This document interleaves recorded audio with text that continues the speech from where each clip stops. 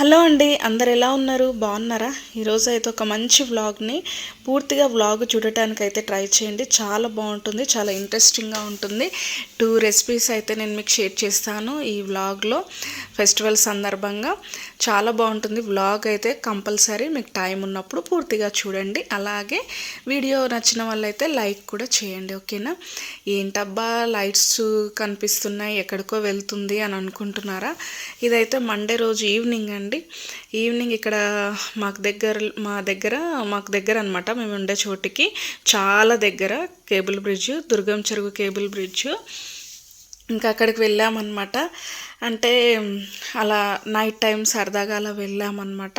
చూడండి ఎంత బ్యూటిఫుల్గా ఉందో, రండి చూపిస్తాను మీకు. నైట్ టైం సిటీ వ్యూ చూడండి ఎంత బాగుందో, చాలా బాగుందండి. ఇలా నాకు చాలా ఇష్టం. ఇంకా 4-5 o'clock అలా మనము ఈవినింగ్ టైం వెళ్తే ఇంకా సూపర్గా ఉంటుందండి.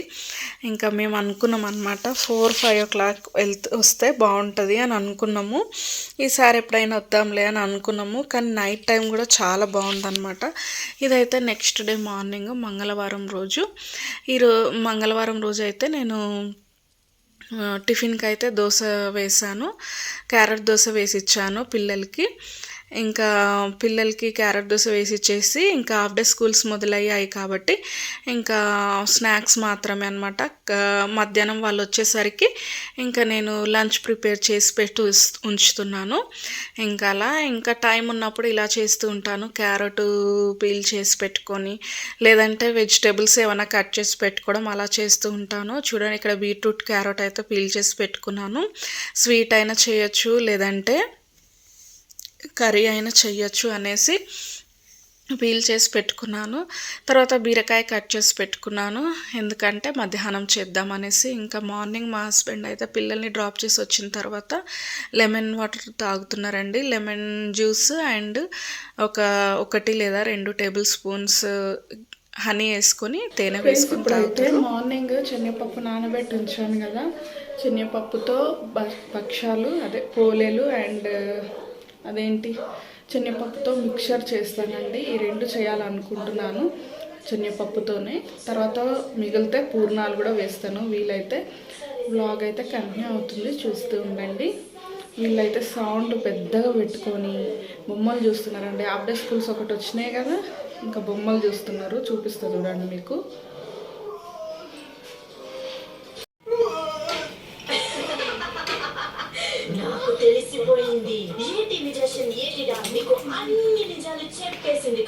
ఏం తింటున్నారా?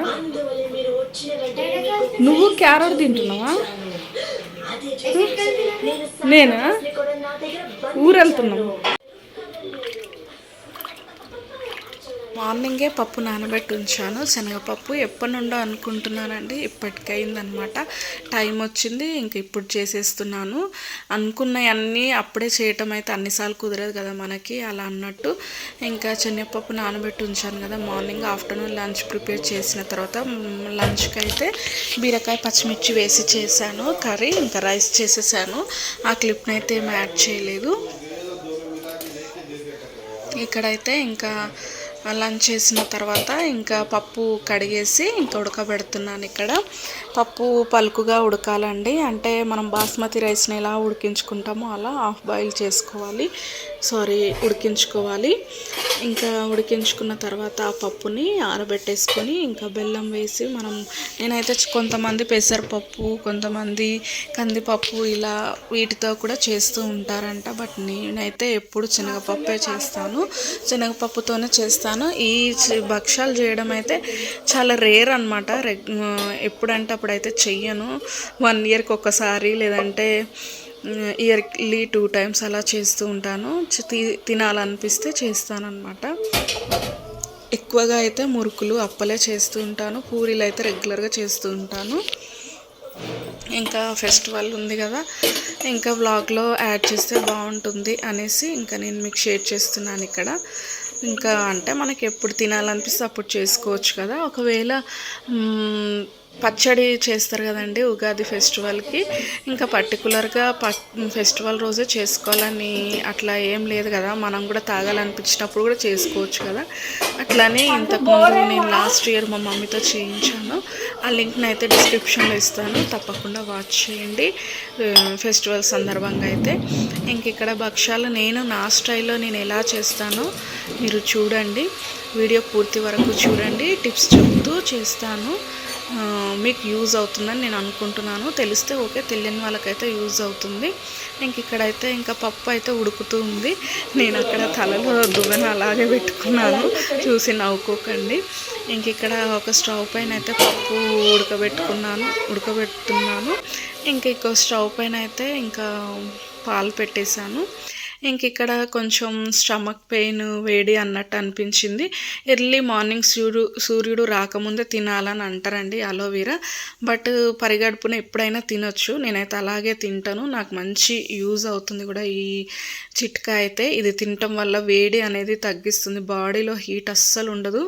ఇంకా చాలా వాటికి యూజ్ అవుతుందండి. ఇది చాలా మెడిసిన్స్లో కూడా యూజ్ చేస్తారండి. ఇది సోప్స్లలో, ఫేషియల్ ఇలాంటి మనం ఫేస్కి పెట్టుకునే క్రీమ్స్లలో, లోషన్స్లలో, షాంపూలలో ఎన్నో వాటిలో యూస్ చేస్తూ ఉంటారు. అలాగే మెడిసిన్స్లో కూడా యూస్ చేస్తూ ఉంటారు. చాలా మంచిదండి ఇదైతే. ఇంకా నాకు సడన్గా గుర్తుకొచ్చింది, మార్నింగే తిందాం అనుకున్నాను, ఇంకా వర్క్లో ఉండిపోయి మర్చిపోయాను. ఈ మధ్య కొంచెం హెల్త్ కూడా ఏం బాగుండట్లేదు, ఇంకా అందు గురించి అనేసి ఇంకా గుర్తుకొచ్చింది కదా, ఇంకా తినేద్దాం అనేసి తినేసాను. ఇంకా చూడండి ఇక్కడ పప్పు అయితే ఆల్మోస్ట్ ఉడకొచ్చిందండి. చూపిస్తాను మీకు ఎట్లా వచ్చినప్పుడు మనము స్టవ్ను ఆఫ్ చేసుకోవాలి, పప్పు ఏ రకంగా ఉడికితే బాగుంటుంది, కరెక్ట్గా వస్తాయని కూడా నేను మీకు షేర్ చేస్తాను. ఇంకా అక్కడైతే పప్పు ఉడుకుతూ ఉంది కదా ఒక సైడ్, నేను ఇక్కడ పిండి కలుపుతున్నానండి. ఓన్లీ గోధుమ పిండితోనే చేశానండి, గోధుమ పిండితో మాత్రమే చేశాను. చాలామంది భయపడి ఫస్ట్ టైం చేసేవాళ్ళు మైదాతో చేస్తూ ఉంటారు, బట్ నేనైతే గోధుమ పిండితో చేశాను. ఇంతకుముందు రెండు కలిపి చేసేదాన్ని లేదా మైదాతో చేసేదాన్ని, ఈసారి మాత్రం గోధుమ పిండితోనే చేశాను. కొద్దిగా లైట్గా సాల్ట్, ఇంకా కొద్దిగా ఆయిల్ వేసుకున్నాను అంతే. ఇంకా మా హస్బెండ్తో కొంచెం కల్పించుకుందాం పిండి అనేసి ఇంకా మా హస్బెండ్కి ఇచ్చాను అనమాట. ఇంకా అంతలోకి మా బాబు దోశ అడిగిండనమాట. సరే అనేసి ఇంకా దోశ ఇద్దాము అనేసి ఇంకా దోశ వేస్తున్నాను ఇక్కడ. ఇంకా ఈ ఇండక్షన్ స్టవ్ పైన మిల్క్ని షిఫ్ట్ చేసుకొని ఇంకా మా బాబుకి దోశ అయితే వేస్తున్నాను. ఇంక ఇక్కడ మా హస్బెండ్ నాకు హెల్ప్ చేస్తున్నారు, పిండి కల్పిస్తున్నారు. ఇంకా తర్వాత అయితే నెయ్యి ఇంకొక దాంట్లో వేసి పెడదామనేసి ఇది ఫ్రిడ్జ్లో పెట్టాను, మొత్తం గట్టిగా అయిపోయిందండి. ఇంకా మార్నింగ్ ఈ నెయ్యితో కాల్చుకుంటే భక్షాలు, పోలేలు బాగుంటాయి కదండి, దీంతో కాల్చడమే కరెక్ట్. కాల్చుకుంటే చాలా బాగుంటాయి, అందు గురించి తీసి బయట పెట్టాను, అది మొత్తం కరిగిపోయింది.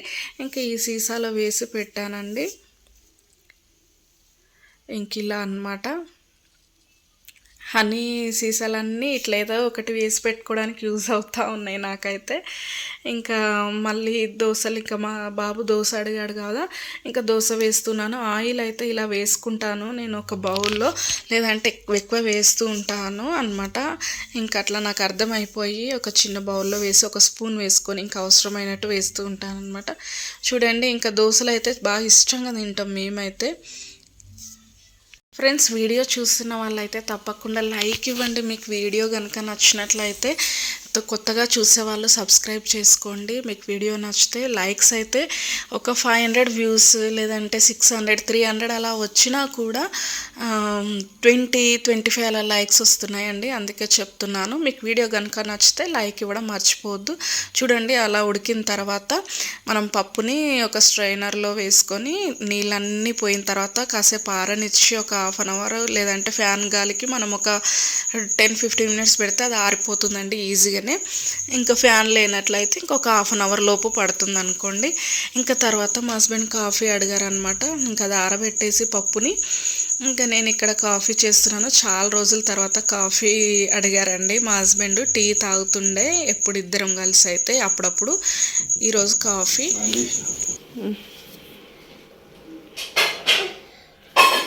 కాఫీ చాలా రోజులు అయ్యా తాక. Thank you friends. ఇక్కడైతే నేను బెల్లం కట్ చేస్తున్నాను. మా హస్బెండ్కి కాఫీ ఇచ్చేసి నేనైతే అలోవీరా తిన్నాను కదా, ఇంకా కాఫీ కానీ టీ కానీ అస్సలకే టీ తాగట్లేదు. అప్పుడప్పుడు హెడేక్ ఉన్నప్పుడు మాత్రమే తాగుతాను కదా, ఇంకా వాతావరణం చల్లగా ఉన్నప్పుడు అలా తాగుతూ ఉంటాను కదా. ఇంకా టీ అయితే నేనేం తీసుకోలేదు. ఇంకా పిల్లలు అయితే హాఫ్ డే స్కూల్స్ కాబట్టి రాగానే ఇక నన్ను ఫుల్ సతాయిస్తున్నారు.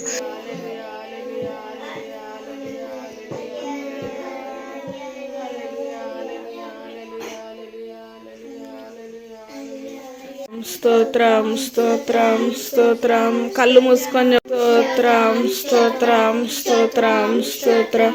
హల్లెలూయా. ఇంకా తర్వాత ప్రేయర్ చేసుకున్నాము. ప్రేయర్ చేసుకున్న తర్వాత ఇంకా లోపు ఇది ఆరిపోయిందండి పప్పు అయితే. ఇంకా చూడండి, నేనైతే సోంపు కూడా వేసుకుంటాను. చూడండి, మీకు నచ్చితే వేసుకోండి, చాలా బాగుంటుందండి సోంపు వేస్తే. సోంపు అండ్ ఇలాచి వేస్తున్నాను. పప్పు సపరేటు, బెల్లం సపరేటు మిక్సీ పట్టాను. కొంచెం వాటర్గా అయ్యింది అనుకోండి, అప్పుడు ఇలా చేయాలండి. ఇలా స్టవ్ పైన కొద్దిగా నెయ్యి కానీ లేదంటే ఆయిల్ వేసుకోవచ్చు. నెయ్యి లేనట్లయితే టేస్ట్ ఉంటుంది అనమాట. నెయ్యి వేసుకుంటే కింద ఆయిల్ కానీ నెయ్యి కానీ వేయటం ఎందుకంటే కింద అడుగున అంటుకోకుండా ఉండడం కోసం. ఇది వాటర్ అవుతూ ఉంటుంది కదా, బెల్లంని బట్టి ఉంటుంది కదా, అలా అన్నట్టు. ఇలా అయినప్పుడు మనం స్టవ్ని మీడియం ఫ్లేమ్లో కానీ సిమ్లో కానీ పెట్టుకొని మనం అలా దాన్ని కలుపుతూ ఉండాలన్నమాట. కలుపుతుంటే అది దగ్గరికి అయిపోతుంది. అప్పుడు పూర్ణాలు కానీ బొబ్బట్లు కానీ మంచిగా ఈజీగా వస్తాయి అన్నమాట. ఫస్ట్ టైం చేసినా కూడా నేను పూర్ణాల లింక్ని కూడా డిస్క్రిప్షన్లో ఇస్తాను. పూర్ణాలు కూడా చేశాను నా ఛానల్లో, చూడండి. ఇక్కడ చూడండి, ఈ విధంగా బాల్స్ లాగా చేసి పెట్టుకున్నాను. నేనైతే పూరీ మేకర్ అయితే ఇంకా తెచ్చుకోలేదండి. రోటీ మేకర్ అయితే వాడాను, అదేమో అంత యూజ్ అనిపించలేదు నాకు. ఇంకా పూరీ మేకర్ అయితే తెచ్చుకోలేదండి. ఇంకా తెచ్చుకునే వరకు ఇంకా ఈ ఆయిల్ కవర్ పైన ఇలాగే తప్పదనమాట. అప్పలు చేసుకున్నా కానీ లేదంటే ఇలా బొబ్బట్లు చేసుకున్నా సరే ఇంకా తప్పదనమాట. ఇక్కడ ఫాస్ట్ ఫార్వర్డ్ పెట్టాను, ఎందుకంటే వీడియో లెంత్ అవుతుంది అనేసి పెట్టాను. అర్థమైంది అనుకుంటున్నాను. ఏదైనా అర్థం కాకపోతే కామెంట్ సెక్షన్లో చెప్పండి. ఆల్మోస్ట్ అందరికీ వచ్చు, కాకపోతే ఎవరికైనా తెలియకపోతే ఏదైనా డౌట్ ఉన్నా కామెంట్ సెక్షన్లో అడగండి, నేను తప్పకుండా మీ డౌట్ని క్లారిఫై చేస్తాను. ఇంక ఇక్కడ చేస్తున్నాను, ఫాస్ట్గా సెల్ఫీ కెమెరా పెట్టుకున్నాను, చేస్తున్నాను. ఈ పోలేలు మాత్రం సూపర్గా వచ్చాయండి, చాలా అంటే చాలా బాగా వచ్చాయి. నూనె అద్దుకుంటూ ఇలా ఆయిల్ కవర్ పైన చేసుకోవాలండి, చాలా బాగుంటాయి. ట్రై చేయండి మీరు కూడా, ఎప్పుడు తినాలనిపిస్తే అప్పుడు చేసుకోవచ్చు అండి. ఇంకా మా బాబు ఎప్పటి నుండో అడుగుతుండే అనేసి ఇంకా చేశాను నేను. ఇంకా నేనైతే టోటల్గా నెయ్యితోనే కాల్చుకున్నానండి. నెయ్యితో కాల్చుకుంటేనే టేస్ట్ చాలా బాగుంటాయి.